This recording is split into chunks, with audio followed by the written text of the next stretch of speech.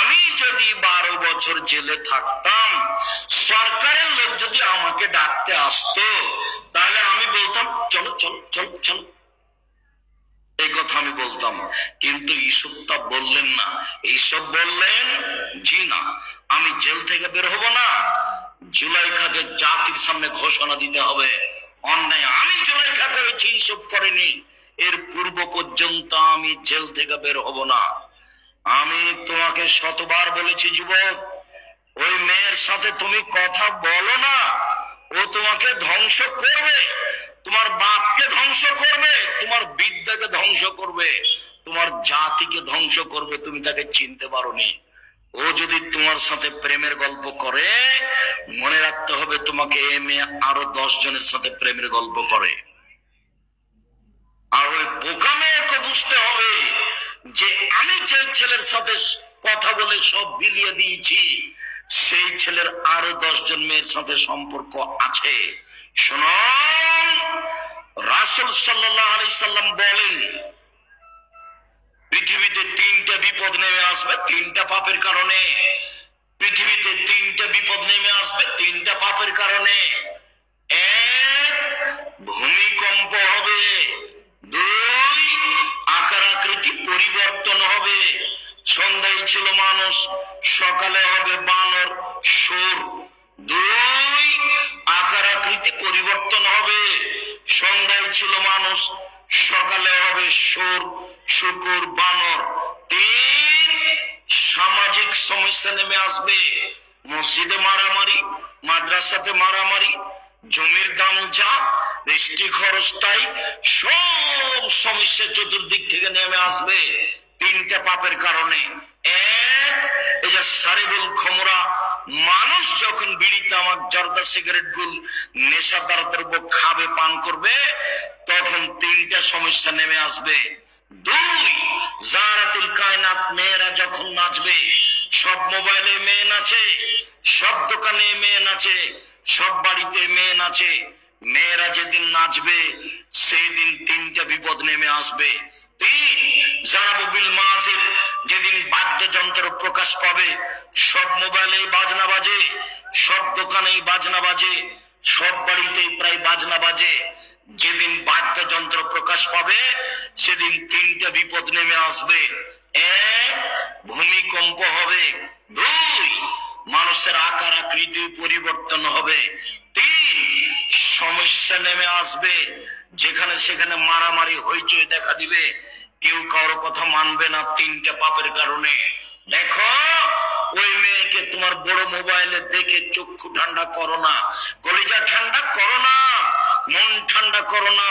এই রং মাখানো পতিতালয়ের খারাপ মেয়েকে দেখে চক্ষু ঠান্ডা করে, কলিজা ঠান্ডা করে তুমি জান্নাতের মেয়ে ভোগ করবে এই আশা করো না, ভুল হিসাব। জান্নাতের মেয়ে ওরা খুব দামি, ওদেরকে জিন কোনোদিন স্পর্শ করেনি, ওদেরকে মানুষ কোনোদিন স্পর্শ করেনি। ওদের মাথার চুল লম্বা লম্বা, কোঁকড়া কোঁকড়া, কুচকুচে কালো।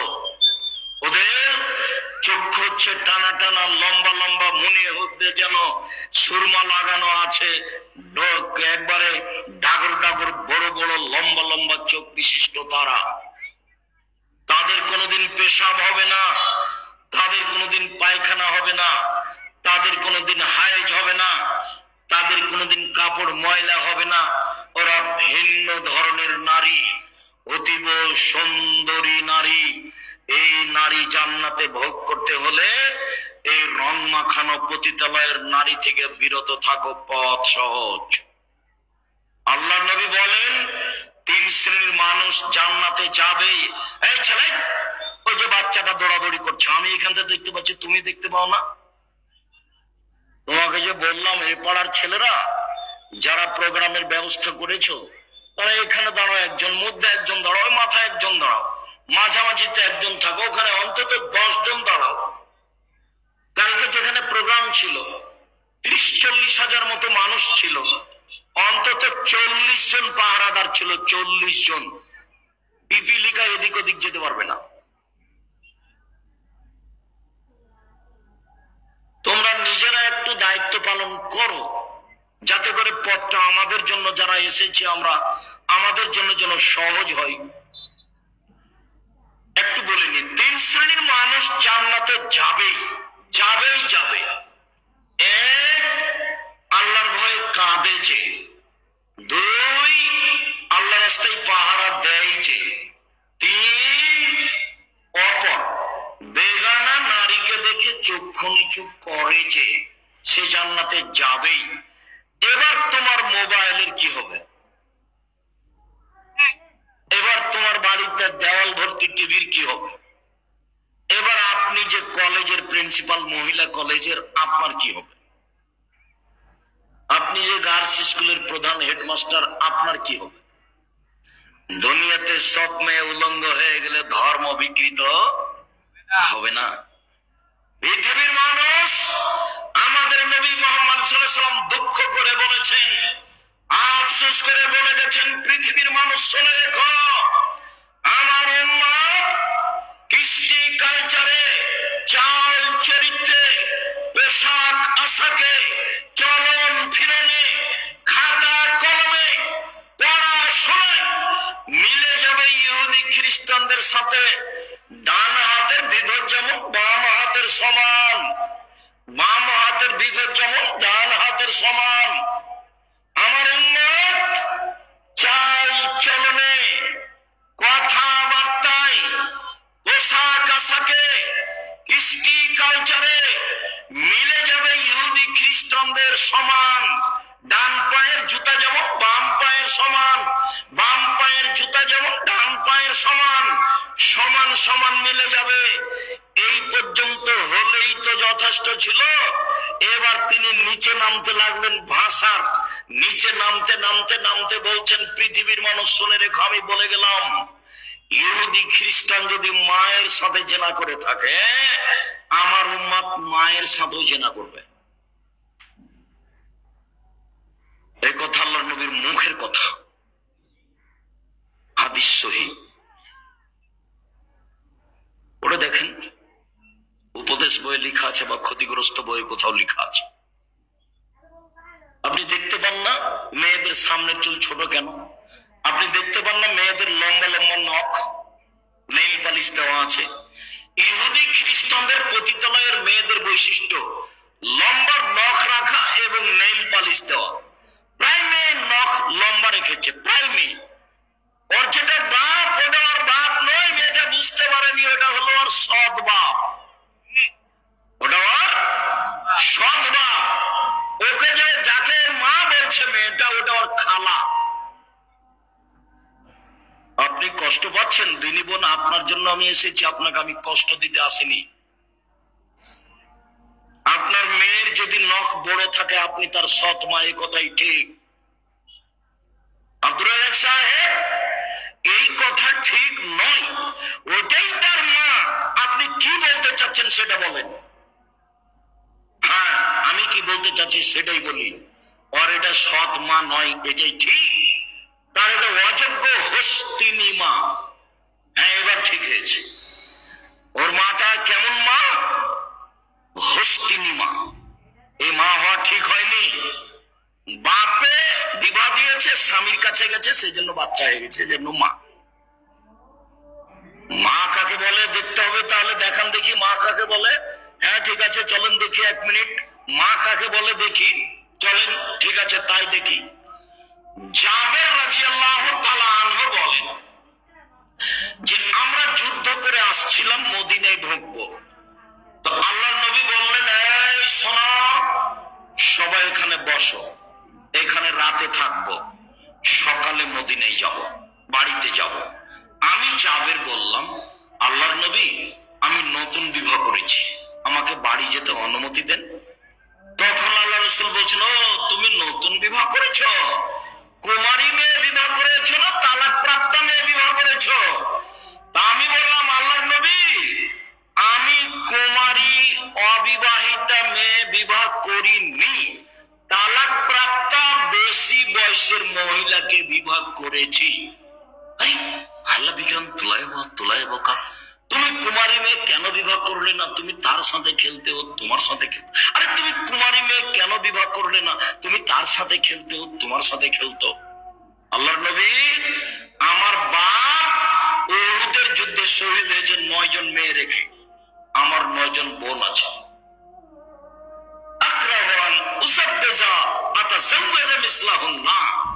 আমার বোনদের সমবয়সের কম বুদ্ধির মেয়েকে বিবাহ করা আমি পছন্দ করিনি 4টা কারণে।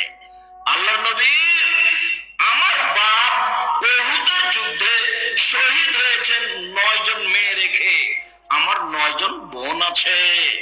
আমার বোনদের সমবয়সের মেয়েকে আমি বিবাহ করিনি 4টা কারণে। আমার স্ত্রী যেন আমার বোনদেরকে বিদ্যা শিখাতে পারে, এই জন্য বেশি বয়সের মেয়ে বিবাহ করেছি। 2,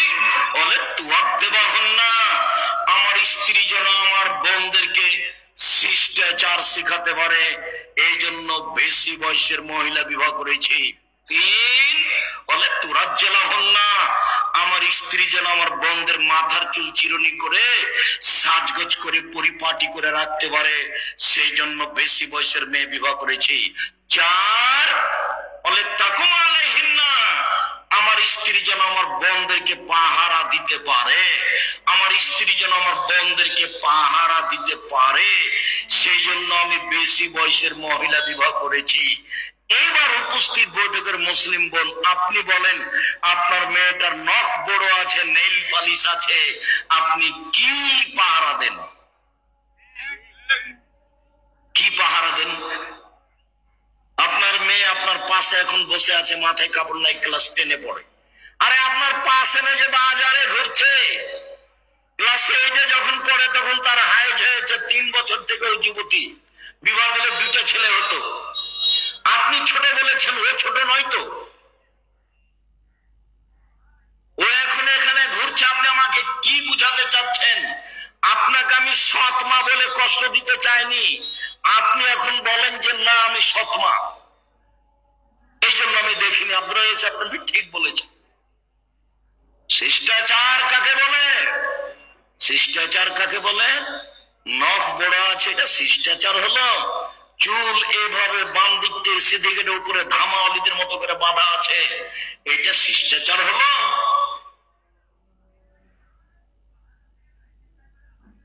কম বয়সের মেয়ে, বেশি বয়সের মেয়ে ব্রেসিয়ার পরে নিজেকে কম বয়সের দেখাচ্ছে, এটা শিষ্টাচার হলো? খাটো মেয়ে উঁচা স্যান্ডেল পরে নিজেকে লম্বা দেখাচ্ছে, এটা শিষ্টাচার হলো? ভুরু তুলে চিকন করে কাজল দিয়ে রেখেছে, এটা শিষ্টাচার হলো? দাঁত ছিলে চিকন করে রেখেছে বিউটি পার্লারে গিয়ে, এটা শিষ্টাচার হলো? গোটাটায় প্রতারণা, তারপরে আপনি মা, এটা কেমন হলো কথা? ভুল হিসাব, আপনি বুঝতে ভুল করেছেন। সম্মানিত দিনী ভাই বোন, আমার এখানে কথা আরো ছিল, তো আমি এখানে রেখে দিলাম। আসলে বিষয় আজকের এটা নয়, সদাচরণ বিষয়। চলেন দেখি। সদাচরণ এমন একটা জিনিস যা দিয়ে সবচেয়ে দামি জান্নাত পাওয়া যাবে। জান্নাতের যতগুলো জান্নাত আছে ঘর, সবচেয়ে দামি যেটা, সেটা সদাচরণে পাওয়া যাবে। প্রমাণ, আবু মালিক আশআরী রাদিয়াল্লাহু তাআলা আনহু বলেন, আল্লাহর নবী বলেন, জান্নাতে কোনো ওদের ঘর রয়েছে এত উন্নত মানের পদার্থ দ্বারা তৈরি, যার ভেতর থেকে বাহির দেখা যায়, বাহির থেকে ভেতর দেখা যায়, খালি টক টক টক টক করছে, ঝকঝক ঝকঝক করছে। তখন সাহাবীগণ বললেন, লেমান হাজি, এত দামি ঘর কে পাবে?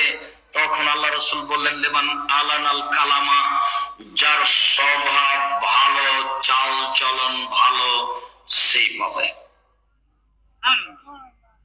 আয়েশা রাদিয়াল্লাহু তাআলা আনহা বলেন, সদাচরণ দিয়ে 2টা বড় বড় আমলের নেকি পাবে।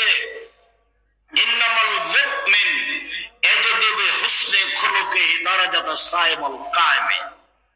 রাতে তাহাজ্জুদ পড়ে যত নেকি হয়, দিনে নফল সিয়াম রোজা থেকে যত নেকি হয়, সদাচরণে তত নেকি হয়। নিয়মিত রাত